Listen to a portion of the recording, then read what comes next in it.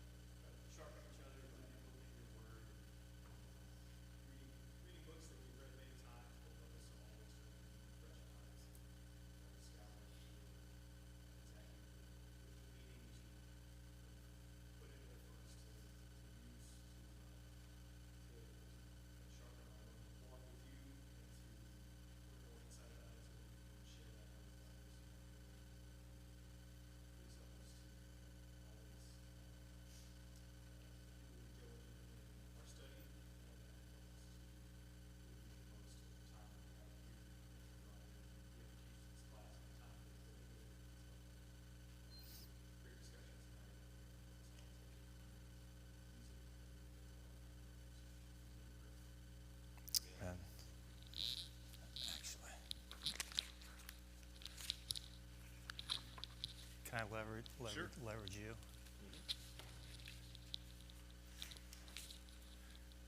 Brian, can I get you to pass a few of these out? I think I probably have enough for everybody.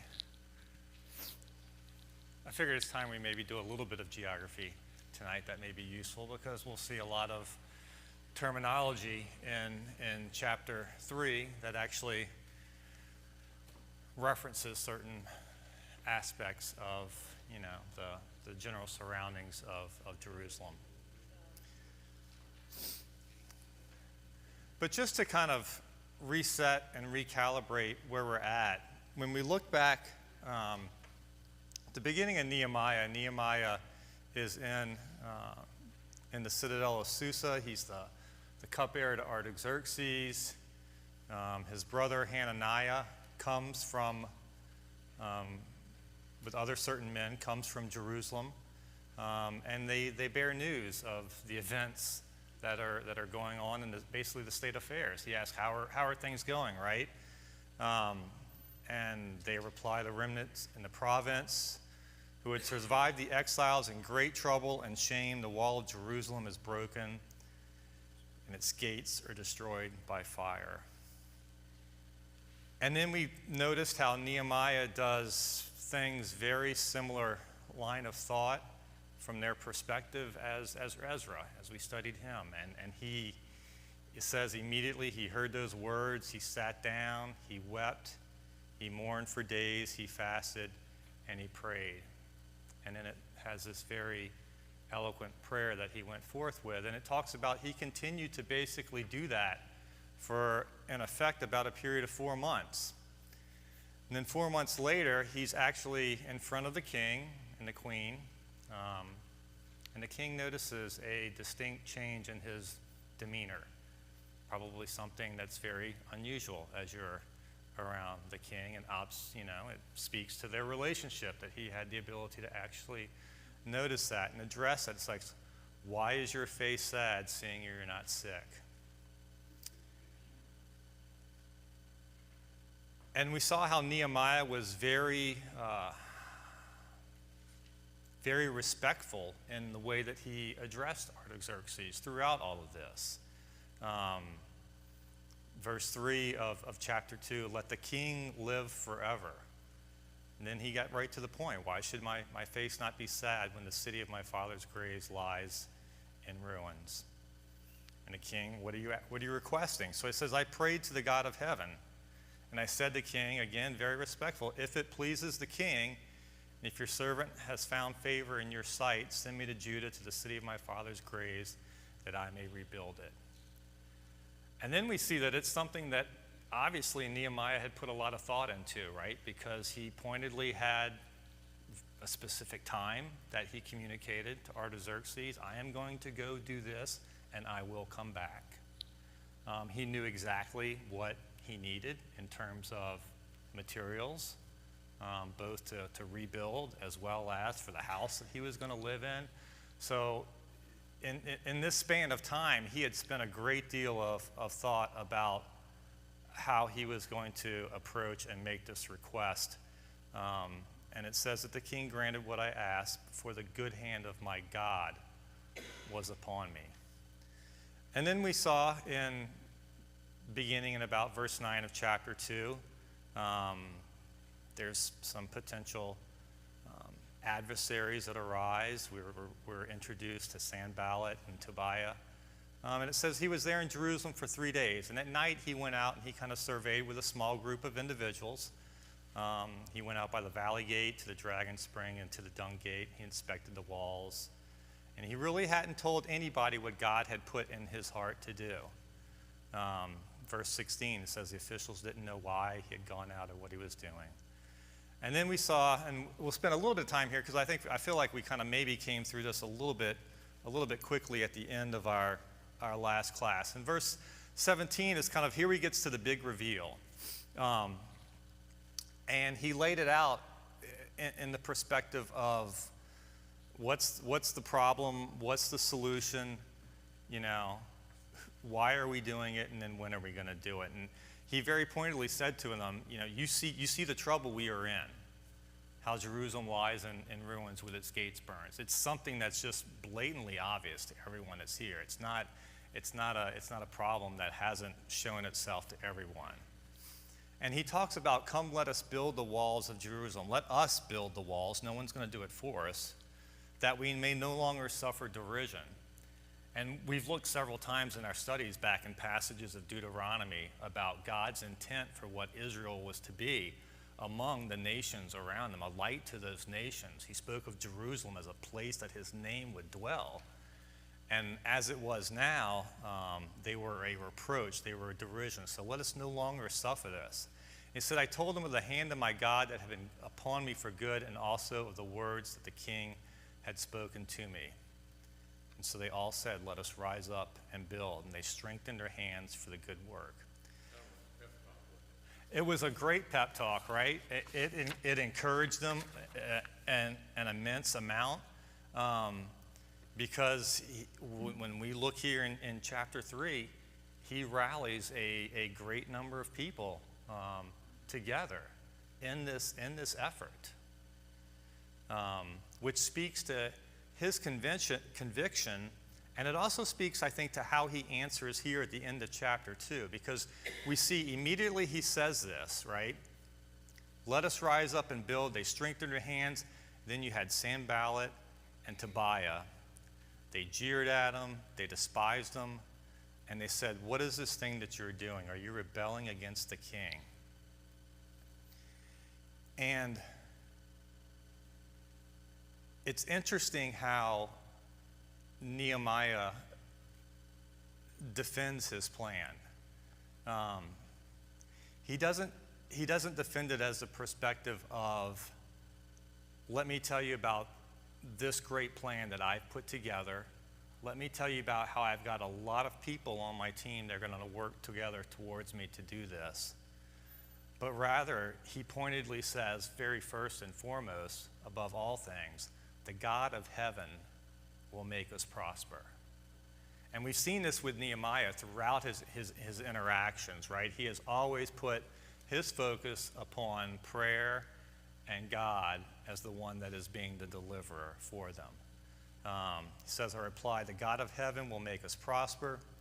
We as servants will arise and build, but you have no portion or right or claim in Jerusalem. So he begins, chapter 2, we saw, he was presented with the news of Jerusalem. He begins with prayer. His prayer leads him to action. He looks to God's good hand to give him success, recognizing that God is the giver of success. So chapter 3, unless any other comments anybody wanted to make on the last part of chapter 2? Just that Ezra said similar words as well when talking about where the success would come from. Yes. Chapter 9, he says,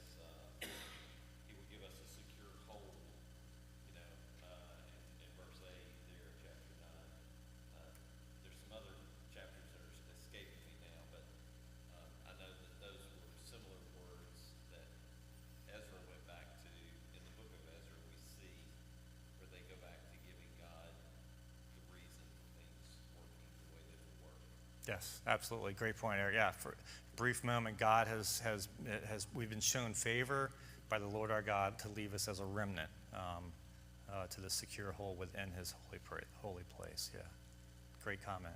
Any others? He bypassed the king and his answer went straight to God. He absolutely, yes. Yep. Even though he had the king's endorsement. Even though he had the king's endorsement, and now I'm blanking on a verse because he actually had done that earlier.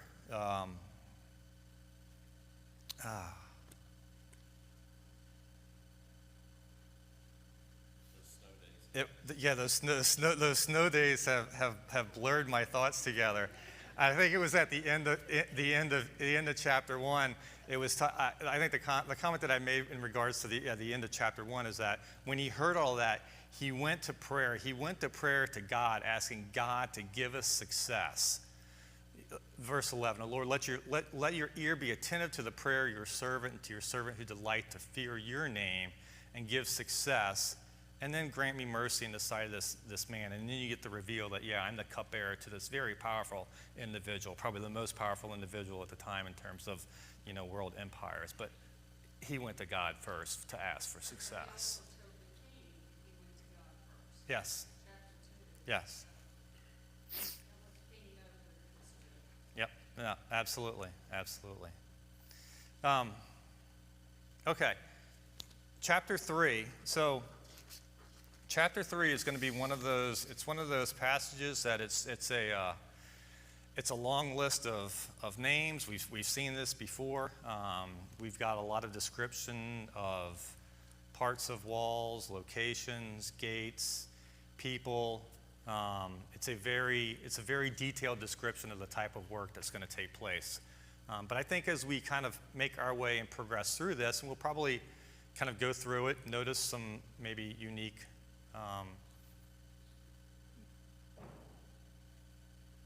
attributes that may pop out to you as you go through and read this. But then I think there's some very practical applications that we can make for ourselves just from what we see here in Nehemiah chapter 3. So, but I passed out a copy of the city of Jerusalem in the time of Nehemiah. And I mean, I know several of y'all have I know Don that you've been there, right? Have anybody else been to Jerusalem? So you're our resident expert by default. But Jerusalem obviously it's a city on several hills, which by default means that there's several valleys that go on either side of it. If you look down towards the bottom is where the dung gate is at the very, I guess if you go to the bottom right of the sheet here, you would have the Hinnom Valley, which is down along that side. You see that referenced often in the New Testament in relation to Gehenna. Then as you move up along as you're looking at it, the right side, that would be the Kidron Valley, which that is the valley that separated Jerusalem from the Mount of Olives. So as you put that reference to where Jesus and his disciples would go into the Mount of Olives. And all of that section down in the southern part of the city was on one hill, and that was the original city of David. And so when you read back in 2 Samuel chapter 5, that's what David and his men conquered when they defeated the Jebusites that was that little section. And then over a period of time, it was built up between there and what's on the northern part of the city, which is Mount Zion, or the Temple Mount. And that is where then the eventual wall was built all around that perspective. Everything that you see here on the western side was not really, as I understand, was not really occupied at this point in time. But I think that gives you a little, and if I remember it's about maybe a mile in length, if I recall, from the bottom to the tip. So the sense of scale of what you're looking at, the sense of scale of what they're trying to rebuild. I definitely don't teach geography classes, so if anybody has any other resident history. But you'll notice as we progress through Nehemiah chapter 3, we'll see in verse 1, it starts at the sheep gate. If you look at the very northern portion of the picture here, behind the temple, it has sheep gate hidden from view by the temple. And we will actually, the way that Nehemiah describes it, the entire process works around in a counterclockwise fashion from there. So as you read through Nehemiah 3, you'll actually work our way down from the sheep gate, et cetera, all the way back around until we actually conclude at the sheep gate as well.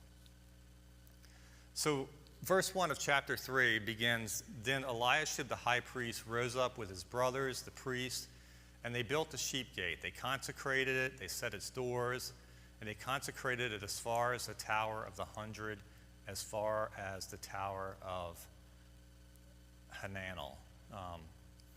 And you're going to see that, as we go through chapter 3, this is pretty much the format for how each of these, verses, for the most part, is laid out. Is that there's an individual, what they worked on. Oftentimes it was consecrated, a specific window of where that happened, and then you go on to the very next illustration of that. But here we have, in the very first verse, which we'll see throughout chapter 3, is that there's a very broad diversity of people that are participating in this. Verse 1 starts off with the high priest is, not above doing labor, you might say, right? If there were some that you would consider wouldn't be subscribing themselves to menial labor, no. Eliashib the high priest rose up with his brothers, the priests, and they built the sheep gate. Any idea why it was called the sheep gate?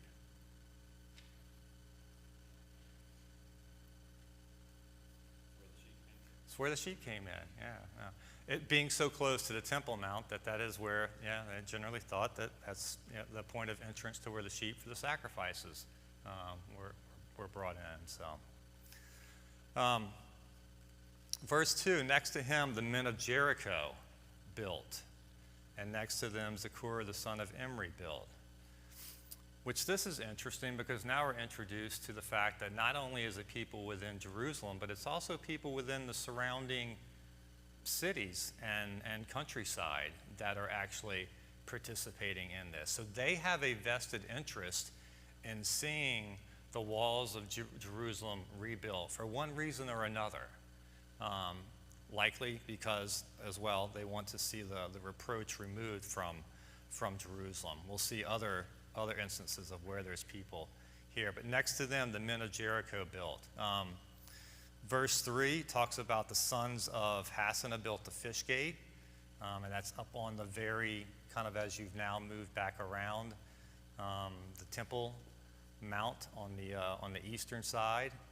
The thoughts as to why they thought that was the fish gate is it was probably the closest proximity to the Mediterranean, even though they're still roughly between 15 to 30 miles from there at that point in time. But and I think, and also I should point out that these are kind of rough approximations of where I think they believe, from what I could read, archaeologists believe that each of them were kind of located from that perspective. Verse 4, feel free to stop and chime in if you have any comments or observations, by the way. Otherwise, I'll just kind of keep going through this for point in time, and then we'll kind of loop back a little bit. Verse 4, next to them, Meremoth, the son of Uriah, the son of Hakaz, repaired. Next to them, Meshullam, the son of Berechiah, son of Meshezabel, repaired. Next to them, Zadok, the son of Ban, repaired. Repaired, rebuilt, built up. You constantly see this language throughout all of this.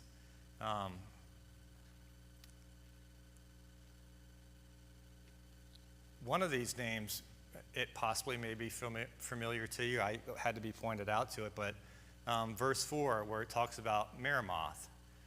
When you go back to Ezra, in Ezra chapter 8, when it was listing all of those that had married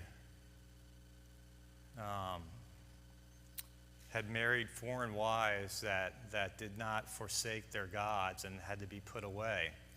In Ezra chapter 8, and all the ones that didn't agree to do that, Ezra chapter 8 and verse 33. Wait, no, that's, I've got that confused.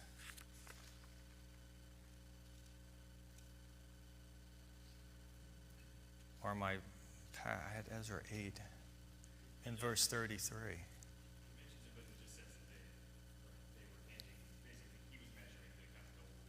Yeah, it was weighed into the hands of him. I think I wrote my wrong verse down.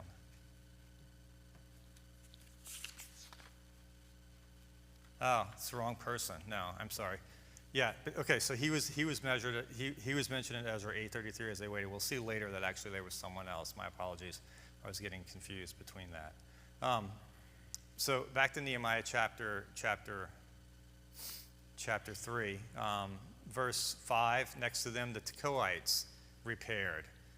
Does anybody know where that is, or anyone famous from that region?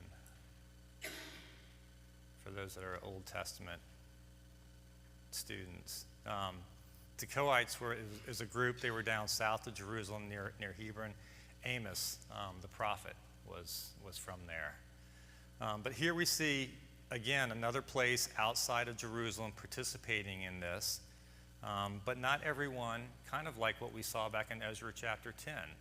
Not everyone's completely on board with this. There's still a little bit of people that aren't fully aligned with this. And it talks about their nobles would not stoop to serve their Lord. So even among this group, there were ones that weren't willing to actually do the work and get their hands dirty, although we see others that do that.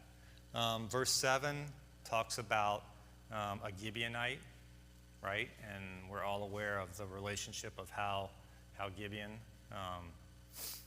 and interacted with Israel when they first came into the land of Canaan, back in the book of Joshua. Verse 8, it talks about goldsmiths, perfumers, people that were of the merchant class, ones that actually were probably from a commercial perspective, had a vested interest in having their business from a protection perspective. Verse 9. Next to them, Rephi, the son of Hur, ruler of the half district of Israel. We'll see this repeated several times, right? That they were actually rulers that were engaged with this. A very broad class of people that were willing to get in and do their work. Verse 11 is Malchijah, the son of Haram. That's the individual. You go to Ezra chapter 10 and verse 31, and you see that he was one of the ones that was mentioned that actually had to put away his foreign wife. Verse 12 talks about Shallum, and here a little bit of interest in him. He and his daughters are mentioned in regards. Another ruler of the half district of Jerusalem. Verse 14, another ruler of a district. Malchijah repaired the dung gate, so named because that's at the very bottom, and that went out down towards the Hinnom Valley, where all the trash and garbage and burning would take place in regards to that. Says he rebuilt it, set its doors, its bolts, its bars. Verse 15, so now we're kind of down at the very, very bottom of the map here as it is, and working our way back around. Verse 15, you have the fountain gate in the city of David. And then beginning in verse 16, I don't know if you noticed this as you were reading it, but as you get to verse 16 on, there's a little bit of shift in the way that the work has been described. Up until this point in time, everything's been identified by gates, right? There's been a sheep gate, there's been a fish gate, there's the valley gate, we just went through the dung gate and the fountain gate. But once you get to verse 16 on, it begins to use more local landmarks than specific gates as point of reference. And what I had read in regards to that, scholars seem to think that this side of, and I'm using my hand against the map here, this side of the wall was one of the ones that bore the brunt of most of the destruction from Babylon. And some parts were even recognizable and just into complete rubble. Where other parts they talk about repairing, it's not like the wall was in total destruction. But they think that along this area it was so, even so much to the fact that the eventual wall that Nehemiah built was actually pulled back up the valley a little bit and set higher in about 100 yards or so from maybe where the initial wall was. So for what that's worth. Verses 17 through 17 on talk, for instance, starting in verse 16, to point to this, it says, the ruler of the Nehemiah, the son of Abzak, the ruler of the half district of Beth Zor, he repaired to a point opposite the tombs of David, as far as the artificial pool, as far as the house of the mighty men. After him, you had the Levites, they repaired. Verse 18, after him, their brothers repaired. Another ruler of the half district. Verse 19, a ruler repaired another section opposite the ascent to the armory at the buttress. Again, kind of a geographical description. Verse 20, Baruch, the son of Zabai, he repaired another section from the buttress of the door to the house of Eliashib, the high priest. Verse 21, after him, Meremoth, the son of Uriah, repaired another section. This is his second section. So we saw him back up in verse 4. So he's doing double duty, right? So he's working up by the Temple Mount as well as working down by where some of them obviously lived. Verse 27, as you continue on, you see the Tekoites again. After him, the Tekoites repaired another section opposite the great projecting tower. Verse 28, the horse gate, and on. Verse 31, now we're kind of back up along the edge of the Temple Mount on the map on the right side, the muster gate, which if any of y'all have been on a cruise, what's the first thing you do when you get on a cruise? You got to muster, so that's where you learn, that's the point where you come together, right? And so this thought with the muster gate is, okay, well, that is where the army would come together before they would actually exit and go out of the city, hence the potential name for that. And then verse 32, we see between the upper chamber, the corner, and the sheep gate, the goldsmiths and the merchants repaired. So now we've made a complete circle around the city of Jerusalem, from the old city of David into Mount Zion with the Temple Mount and the work that's being done. And when you look back over chapter 3, it's a beautiful description of everyone doing work. You have heads of families and clans that are repairing walls. You have rulers that are repairing walls. You have members of outlying communities. You have high priests. You have other priests. You have craftsmen, goldsmith. We saw the high priest in verse 1. We saw other priests in verse 1 and 22 and 28. We saw the men of Jericho. We saw individuals, some repairing their own house in those latter verses. Families, sons often mentioned, daughters even mentioned. Tekoites, Gideon, Mizpah. Governors, rulers, many times we saw that. Goldsmiths, perfumers, inhabitants of Zoats, Levites, temple servants, and merchants. So as we think about this in the remaining time that we kind of have here, well, I guess before we go there, any thoughts or comments that you have as you just kind of do a cursory pass through, this chapter where it's just kind of this after this after this? These people had been with Ezra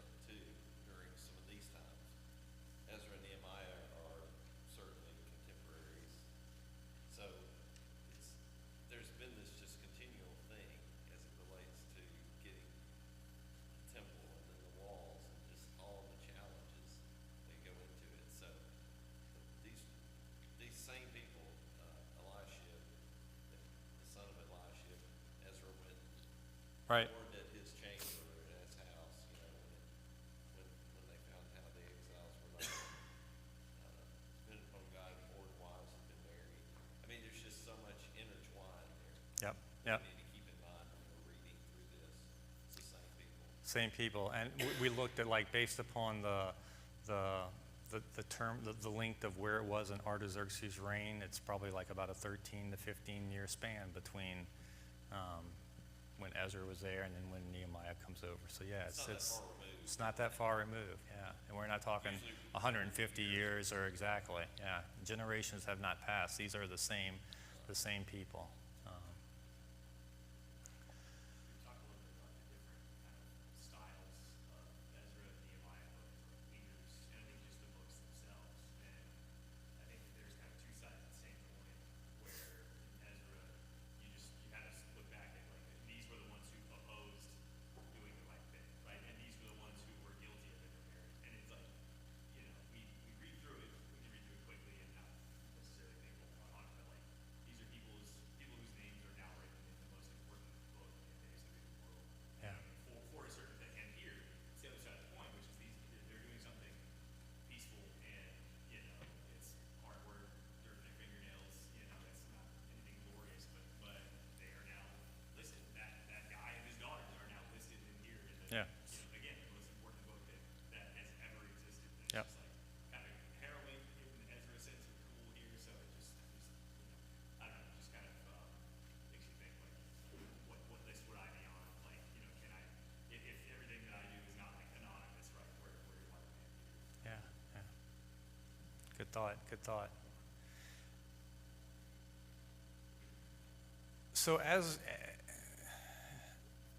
you think about all of this as a group, and as you think of potential reasons as to why this is here, why this is here for our learning and for our edification, why is it important, do you think, that each of these that are listed, why is it important that they work with and next to the brethren that are around them?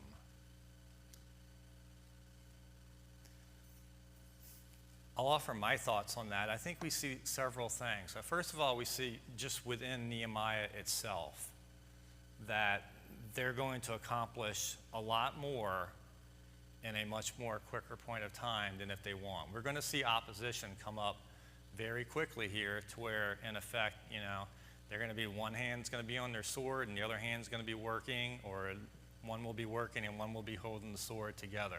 So their ability to accomplish is enhanced when they work together and that there is unity of purpose. Jesus, when we look in Luke chapter 10, how did he send the disciples out? He sent them out in pairs. Yeah, there's got to be something to that effect, that having someone to rely upon and with you is a greater benefit than being by yourself and alone. Ecclesiastes, look at two passages in Ecclesiastes. If you go to chapter 4, it's actually a couple verses together. It kind of ties in that little thought of two being better than one. Ecclesiastes chapter 4, looking at verses 9 through 12. Verse 9 says, 2 are better than one because they have a good reward for their toil. For if they fall, one will lift up his fellow. But woe to him who is alone when he falls and has not another to lift him up. Again, if two lie together, they keep warm, but how can one keep warm alone? And though a man might prevail against one who is alone, two will withstand him. A threefold cord is not quickly broken.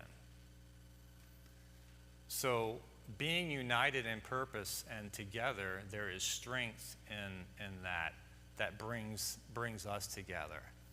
And I think as we make the application to ourselves, when you go over to Ephesians chapter 4,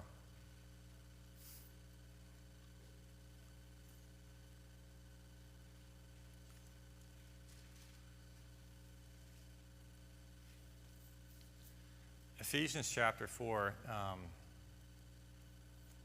verse 11, it talks about how he had given apostles, he had given prophets, evangelists, shepherds, teachers, to equip the saints for the work of the ministry, for the building up of the body of Christ, until we all attain to the unity of faith and of the knowledge of the Son of God, to mature manhood, to the measure of the stature of the fullness of Christ, so that we may no longer be tossed to and fro.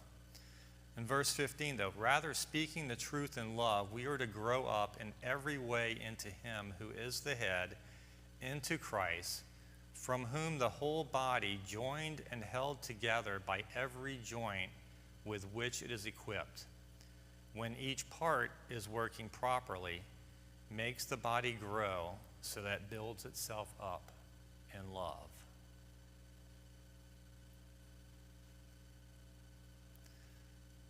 So held together by every joint with which it is equipped, when each is working properly, makes the body grow.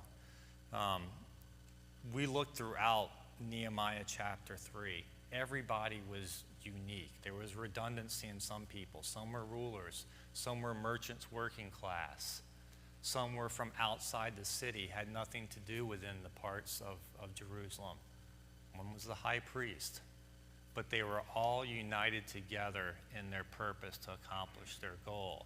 And that's the description of us here in Ephesians, being united together, joined together, by which we each can do. And when we each work properly, we make the body grow so that it builds itself up in love.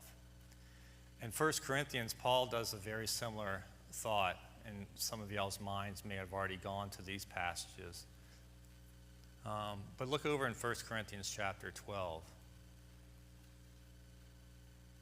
Or any thoughts on Ephesians before we move off of that?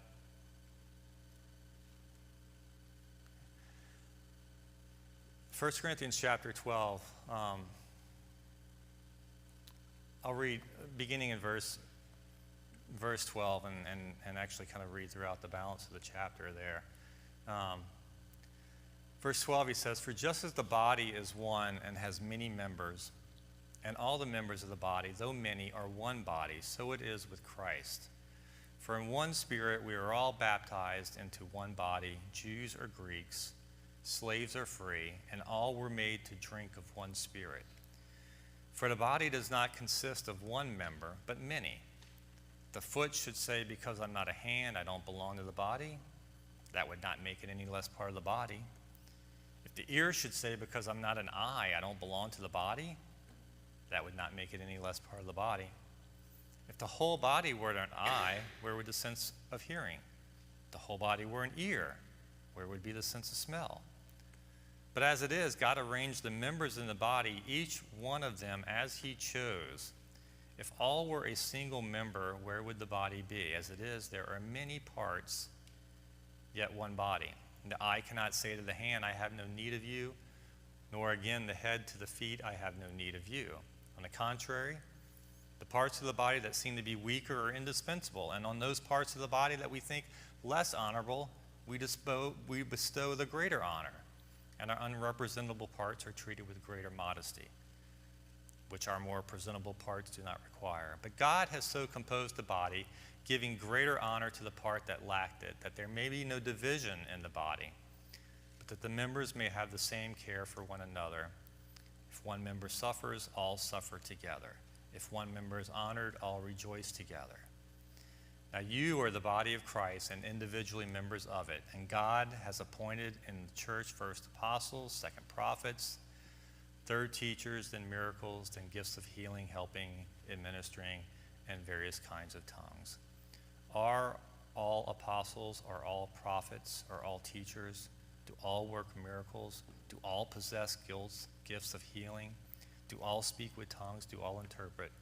But earnestly desire the higher gifts, and I will show you a still more excellent way."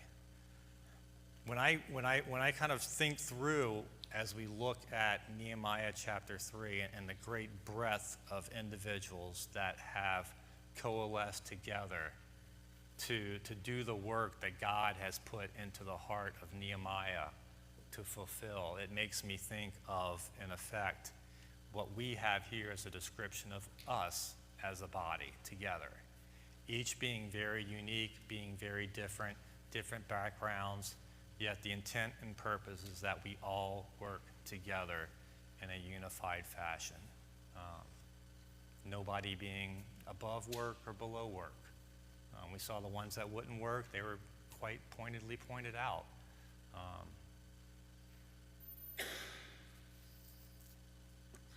Thoughts that anybody else has in regards to chapter 3?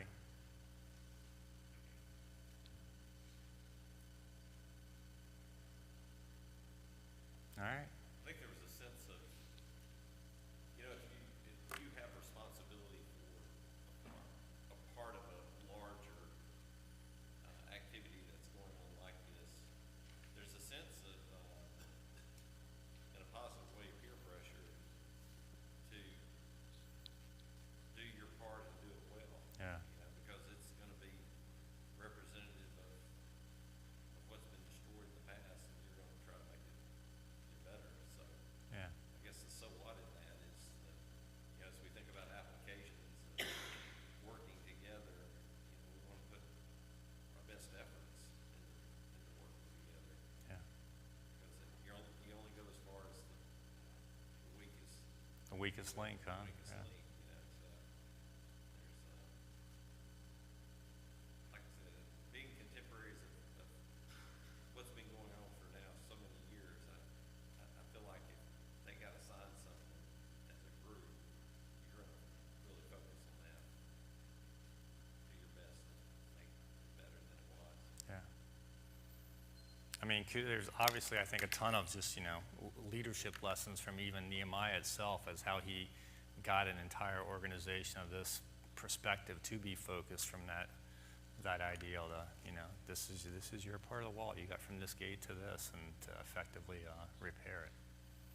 So next week, Sunday, we'll be in Nehemiah chapter 4, and we'll start to look at, how they kind of confront opposition, because not all things are going to run smoothly every time you try to coalesce together and achieve purpose and be unified. That there are those that are going to rise up and try to take the wind out of your sails, and we'll see how they kind of react to that and what we might be able to learn from that. All right. Thank you all very much.